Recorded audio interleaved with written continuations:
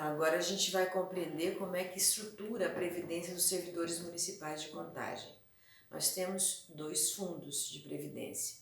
Um fundo chamado Fundo Financeiro ou Fundo de Repartição Simples e o outro fundo é o Fundo Previdenciário ou Fundo de Capitalização. E aí, José, explica pra gente o que são esses fundos, quem é que compõe esses fundos? Pois é, gente. Em 2009, o governo Marília Campos, por exigência do governo federal, implantou os dois fundos de previdência. Esses dois fundos, como é que eles funcionam? O primeiro é o chamado fundo financeiro, ou tal fundo solidário que se chama, né? O pacto geracional, onde a contribuição dos ativos, mais do governo, sustenta os aposentados e pensionistas.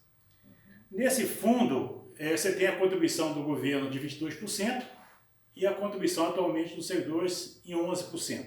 Então, a partir desse processo, você compõe o fundo financeiro. Por que chama fundo financeiro? Porque ele prevê apenas o equilíbrio financeiro. Ele não pensa em guardar dinheiro para o futuro, ele não tem essa projeção de guardar dinheiro para o futuro. Ele objetiva, na melhor das hipóteses, um equilíbrio financeiro. Nesse fundo financeiro, Marília, nós temos atualmente 6.954 servidores ativos e nós temos 3.745 aposentados e pensionistas. Esse é o primeiro fundo, portanto. O segundo fundo, chamado Fundo Previdenciário de Capitalização. Qual que é a diferença básica? Na capitalização, a ideia é você guardar os recursos enquanto você está na ativa, para depois, a pessoa, quando ela aposentar, o dinheiro já estaria guardado. Ou seja, você guarda para o futuro. É como se você fizesse uma poupança. Digamos, você quer aumentar a sua renda no futuro em R$1.000. Você deposita ela durante o período, quando daqui a 20 anos você tem uma poupança para ser financiado. Então a capitalização visa isso.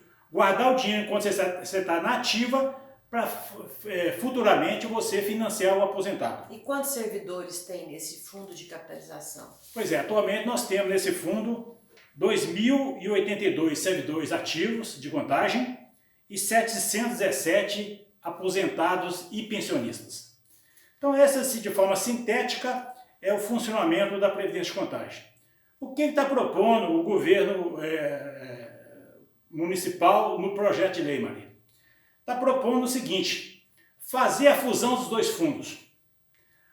Isso é legal, por quê? A legislação é muito clara. Você tem dois fundos. Um fundo só pode cobrir as despesas daquele fundo. Você não pode pegar, por exemplo, receita de um fundo e pagar a despesa do outro fundo. Isso não pode. Por exemplo, o fundo previdenciário, que é o de capitalização, ele tem uma poupança de 200 milhões. Isso. Então, não poderia levar os servidores do fundo financeiro para o fundo previdenciário e pagar com esses 200 milhões. Exatamente. Então a lei federal é muito clara, isso é ilegal, isso vai colocar Contagem numa rota de ilegalidade perante a situação federal, não é? Vai judicializar, Maria, a situação de Contagem, vai ter que buscar garantia de repasse de verba pela via judicial, porque isso é ilegal. Nós temos já no texto que eu fiz escrito, eu citei lá as leis federais que dizem claramente: você não pode pagar a despesa de um fundo com a receita do outro fundo. Então isso é ilegal. Então, na verdade, o que está se propondo é a prefeitura se apropriar de 200 milhões do fundo dos servidores para cobrir despesas mais imediatas do Tesouro. Isso também não é novidade em Minas Gerais. Vocês lembram, em 2014, o governo de Minas Gerais utilizou 3 bilhões e 200 dos servidores para pagar a despesa do Tesouro. Isso não pode. Então é ilegal, os servidores têm razão em reclamar e realmente não só prejudica os servidores, como também é completamente ilegal do ponto de vista da legislação brasileira. E por fim, gente, nesse ponto ainda, dizer para vocês, a emenda constitucional da reforma da Previdência, Marília, ela é muito clara. Ela estabeleceu alguns parâmetros da previdência dos servidores e está dizendo o seguinte: vai ter uma lei nacional, uma lei federal que vai ser feita para regularizar em definitivo a situação dos fundos de previdência.